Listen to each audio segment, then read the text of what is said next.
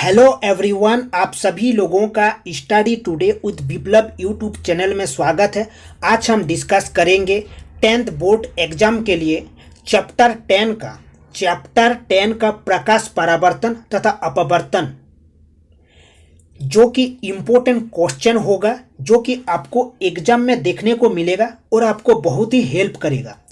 तो चलिए वीडियो को शुरू करते हैं। प्रथम क्वेश्चन को ध्यान से पढ़िए। प्रथम क्वेश्चन में लिखा हुआ है, प्रकाश की किरणें गमन करती है सीधी रेखा में, ऑप्शन बी में लिखा हुआ है टेढ़ी रेखा में, ऑप्शन सी किसी भी दिशा में, ऑप्शन डी उपर्युक्त सभी। तो इसका जो सही आंसर होगा वो सीधी रेखा में प्रकाश की किरणें गमन करती है, सीधी रेखा में, याद रखना है। और प्रकाश की जो किरणें होती है वो सीधी रेखा में गमन करती है, और आपको याद रखना है जो प्रकाश होती है विद्युत चुंबकीय तरंगों के रूप में संचारित होती है, ये भी याद रखना है। देखिए, जब किसी वस्तु पर प्रकाश पड़ती है तो प्रकाश उस वस्तु से टकराकर हमारी आंखों में पड़ती है, जिसके चलते हम उस वस्तु को देख पाते हैं, याद रखना। तो प्रकाश क्या है? विद्युत चुंबकीय तरंगों के रूप में संचारित होती है। नेक्स्ट क्वेश्चन देखिए। नेक्स्ट क्वेश्चन को ध्यान से पढ़िए। नेक्स्ट क्वेश्चन में लिखा हुआ है, प्रकाश तरंग उदाहरण है। प्रकाश तरंग जो विद्युत चुंबकीय तरंगों के रूप में संचारित होती है, याद रखना है। तो ध्वनि तरंग का ये नहीं होगा, विद्युत चुंबकीय तरंग का हाँ।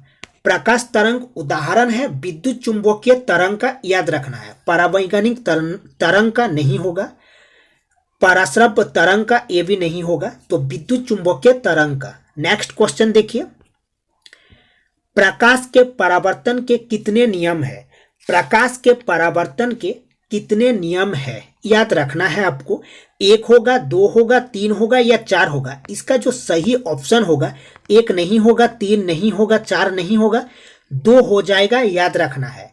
देखिए, 2 नियम एंगल ऑफ इंसिडेंस, जो आपतन कोण परावर्तन कोण के बराबर होता है, याद रखना है। और सेकंड क्या है? द्वितीय, आपतित किरण आपतन बिंदु पर अभिलंब तथा परावर्तित किरण एक ही समतल में होते हैं, याद रखना है। नेक्स्ट क्वेश्चन देखिए, हवा मतलब निर्वात में प्रकाश की चाल होती है, जो लाइट होती है वो कितनी होती है? हवा या निर्वात में प्रकाश की चाल होती है, याद रखना है। आंसर मीटर पर सेकंड में होगा, याद रखना है। 3 गुना 10 की पावर 8 मतलब 3 गुना 3 इंटू 10 की पावर 8 मीटर पर सेकेंड, मतलब 3 इंटू 10⁸ मीटर पर सेकेंड। ऑप्शन ए हो जाएगा, याद रखना है। जो प्रकाश होती है सूर्य से धरती पर पहुंचने में कितना टाइम लगाता है, ये भी क्वेश्चन पूछा जाता है, याद रखना। 8 मिनट और कितना 16.6 सेकेंड, ये भी आपको याद रखना है। और चंद्रमा से, मून से जो लाइट धरती पर पहुंचता है और कितना टाइम लेता है, 1.3 सेकेंड, याद रखना है। तो नेक्स्ट क्वेश्चन की ओर बढ़ते हैं। नेक्स्ट क्वेश्चन देखिए, समतल दर्पण की फोकस दूरी होती है। समतल दर्पण की फोकस दूरी होती है। ऑप्शन दिया हुआ है अनंत, 0, 100 सेंटीमीटर मतलब 100 सेंटीमीटर, 50 सेंटीमीटर। देखिए, समतल दर्पण में किसी वस्तु का प्रतिबिंब दर्पण के पीछे उतनी ही दूरी पर बनती है जितनी दूरी पर वस्तु दर्पण के आगे रखी होती है। यह प्रतिबिंब काल्पनिक वस्तु के बराबर एवं पार्श्व उल्टा मतलब लैटरल इनवर्स बनता है, याद रखना। तो इसका सही आंसर अनंत हो जाएगा। नेक्स्ट देखिए, समतल दर्पण में प्रतिबिंब की प्रकृति क्या होती है? हमने अभी डिस्कस किए कि समतल दर्पण में जो प्रतिबिंब होता है काल्पनिक होता है, वस्तु के बराबर एवं पार्श्व उल्टा मतलब लेटरल इनवर्स बनता है। और एक बार, प्रतिबिंब कैसा होगा समतल दर्पण में? काल्पनिक, वस्तु के बराबर एवं पार्श्व उल्टा मतलब लेटरल इनवर्स बनता है। तो क्या हो जाएगा, वास्तविक नहीं होगा। वास्तविक तथा सीधा, वास्तविक तो नहीं होगा, काल्पनिक होता है। वास्तविक और उल्टा, आभासी तथा सीधा हो जाएगा, क्योंकि काल्पनिक होता है, आभासी तथा सीधा। ठीक है, नेक्स्ट क्वेश्चन देखिए। नेक्स्ट क्वेश्चन दर्पण सूत्र है। दर्पण सूत्र है क्या, one upon v plus 1/u is equal to 1/f। तो इसका सही आंसर डी हो जाएगा। v मतलब क्या है, दर्पण और वस्तु के बीच की दूरी। ये क्या है, जो दर्पण होता है और वस्तु के बीच की दूरी, दर्पण की वस्तु से जो दूरी होती है, मतलब वस्तु की दर्पण से दूरी, याद रखना है। और u मतलब क्या है, जो प्रतिबिंब होता है, जो प्रतिबिंब होता है दर्पण से दूरी, याद रखना है। प्रतिबिंब की दर्पण से दूरी u, और f क्या होता है, फोकस, दूरी होता है, याद रखना है। नेक्स्ट देखिए, परावर्तन के नियम लागू होते हैं। परावर्तन के नियम लागू होते हैं। ऑप्शन को ध्यान से देखिए। परावर्तन के नियम लागू होते हैं, ऑप्शन दिया हुआ है, केवल समतल दर्पणों पर, केवल अवतल दर्पणों पर, केवल उत्तल दर्पणों पर, सभी परावर्तक पृष्ठों पर। इसका सही आंसर हो जाएगा डी, ऑप्शन डी, सभी परावर्तक पृष्ठों पर, याद रखना है। ठीक है, तो नेक्स्ट क्वेश्चन की ओर बढ़ते हैं। नेक्स्ट क्वेश्चन देखिए, किस दर्पण में बड़ा प्रतिबिंब बनता है। किस दर्पण में बड़ा प्रतिबिंब बनता है, देखिए, समतल दर्पण में, अवतल दर्पण में, उत्तल में, या इनमें से कोई नहीं। इसका सही आंसर हो जाएगा अवतल दर्पण, कनकेव में, कनकेव में, कनकेव मिरर में, अवतल दर्पण। इसीलिए तो आंख के जो डक्टर होते हैं और कान के जो डक्टर होते हैं, अवतल मिरर का यूज करते हैं, अवतल लेंस का यूज करते हैं, याद रखना है आपको। ठीक है, तो नेक्स्ट देखिए। नेक्स्ट क्वेश्चन की ओर बढ़ते हैं। दाढ़ी बनाने में कौन सा दर्पण उपयुक्त होता है। दाढ़ी बनाने में कौन सा दर्पण उपयुक्त होता है, समतल, उत्तल, अवतल, इनमें से कोई नहीं। देखो, दाढ़ी बनाने में कौन सा होता है, अवतल होता है, मतलब कनकेव, याद रखना है, कनकेव, कनकेव। इसको भी डिस्कस कर लेते हैं। जो कनकेव होता है दाढ़ी बनाने में, आंख, कान एवं नाक के डक्टर के द्वारा उपयोग में, गाड़ी के हेडलाइट में और सोलर कुकर में, याद रखना है। तो नेक्स्ट देखिए। तो नेक्स्ट क्वेश्चन को ध्यान से देखिए। नेक्स्ट क्वेश्चन में लिखा हुआ है, अवतल दर्पण में वस्तु का प्रतिबिंब होता है, आभासी होता है, वास्तविक होता है।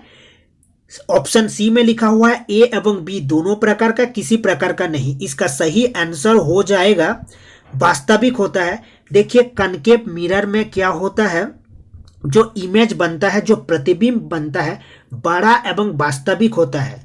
अवतल दर्पण में प्रतिबिंब बड़ा एवं वास्तविक होता है, याद रखना है। और इसका जो उपयोग होता है, मतलब जो यूज होता है दाढ़ी बनाने में, आंख, कान एवं नाक के डक्टर के द्वारा उपयोग में, गाड़ी के हेडलाइट, सार्चलाइट में, गाड़ी के हेडलाइट और सार्चलाइट में, सोलर कुकर में।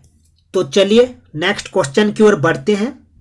सोलर कुकर में व्यवहार किया जाता है, अभी हमने डिस्कस किए अवतल दर्पण का। अवतल दर्पण याद रखना है, अवतल दर्पण का सोलर कुकर में दाढ़ी बनाने में, सोलर कुकर में दाढ़ी बनाने में, आंख के डक्टर, कान के डक्टर, नाक के डक्टर, कनकेव मिरर का यूज करते हैं, अवतल दर्पण का। और यह वस्तु से बड़ा होता है एवं वास्तविक होता है, ये भी याद रखना है। नेक्स्ट क्वेश्चन देखिए, दाढ़ी बनाने में कौन सा दर्पण उपयोग होता है, अभी हमने डिस्कस किए अवतल दर्पण का, अवतल दर्पण का याद रखना है। नेक्स्ट देखिए, अवतल दर्पण की फोकस दूरी होती है, अवतल दर्पण की फोकस दूरी होती है, ऋणात्मक होती है। अवतल दर्पण, अवतल जो दर्पण होती है उसकी जो अवतल दर्पण की जो फोकस दूरी होती है वो ऋणात्मक होती है, याद रखना है। और उत्तल दर्पण की फोकस दूरी धनात्मक होती है, पॉजिटिव होती है, याद रखना है। नेक्स्ट क्वेश्चन देखिए, उत्तल दर्पण द्वारा बना प्रतिबिंब होता है। उत्तल दर्पण, देखिए उत्तल दर्पण मतलब कन्वेक्स मिरर, कन्वेक्स मिरर याद रखना है। तो देखिए जो उत्तल दर्पण से बना प्रतिबिंब होता है वस्तु से छोटा होता है, सीधा एवं आभासी होता है। याद रखना है, वस्तु से छोटा होता है, सीधा होता है एवं आभासी होता है। तो आभासी तथा सीधा हो जाएगा इसका सही आंसर, आभासी तथा सीधा उत्तल दर्पण। और इसका फील्ड व्यू बहुत बड़ा होता है। फील्ड व्यू मतलब छोटे से क्षेत्र में बन जाता है, बड़े से बड़े क्षेत्र की वस्तुओं का प्रतिबिंब एक छोटे से क्षेत्र में बन जाता है। याद रखना इसका फील्ड व्यू बहुत बड़ा होता है। नेक्स्ट क्वेश्चन देखिए, साइड मिरर के रूप में उपयोग होता है। अभी हमने डिस्कस किए उत्तल दर्पण का, साइड मिरर के रूप में उपयोग होता है किसका?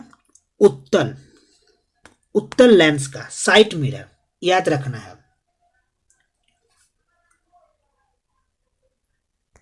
नेक्स्ट क्वेश्चन देखिए, वाहनों के अग्रदीपों में किस दर्पण का उपयोग होता है? तो देखिए अवतल दर्पण नहीं होगा, वाहनों के, हाँ अवतल दर्पण होगा। वाहनों के अग्रदीपों कहाँ है? अगर साइड में लिखता तो वो उत्तल हो जाता, अवतल दर्पण हो जाएगा सही आंसर। वाहनों के अग्रदीपों में अवतल दर्पण का यूज होगा, उत्तल दर्पण नहीं होगा। अगर मोटर चालकों के जो साइड में रहता है वो उत्तल दर्पण होता। ठीक है, फिर से डिस्कस कर लेते हैं जो अवतल दर्पण का यूज होता है दाढ़ी बनाने में, आंख, कान एवं नाक के डॉक्टर के द्वारा गाड़ी के हेडलाइट में जो सार्च लाइट होता है, गाड़ी के हेडलाइट में जो सार्च लाइट होता है, सोलर कुकर में कनकेव का यूज होता है। कनकेव मतलब अवतल दर्पण का। नेक्स्ट क्वेश्चन देखिए, नेक्स्ट क्वेश्चन में लिखा हुआ है एक समतल दर्पण में वक्रता त्रिज्या r है। एक समतल दर्पण में, प्लान मिरर में वक्रता त्रिज्या r है, क्या हो जाएगा? इन्फिनाइट मतलब नॉट डिफाइंड, अनंत, याद रखिएगा। और जो गोलीय दर्पण होता है, चलिए नेक्स्ट क्वेश्चन को डिस्कस करते हैं। गोलीय दर्पण के ज्यामिति केंद्र को क्या कहते हैं? चलिए इसको डिस्कस करते हैं। देखिए उत्तल एवं अवतल दोनों ही दर्पण किसी गोले के कटे भाग होते हैं, याद रखना है। उत्तल एवं अवतल दोनों ही दर्पण किसी गोले के कटे भाग होते हैं, अतः उस गोले का केंद्र दर्पण का वक्रता केंद्र कहलाता है। मतलब मैंने ऐसे बनाया, इसे P मतलब पोल, ध्रुव कहा गया।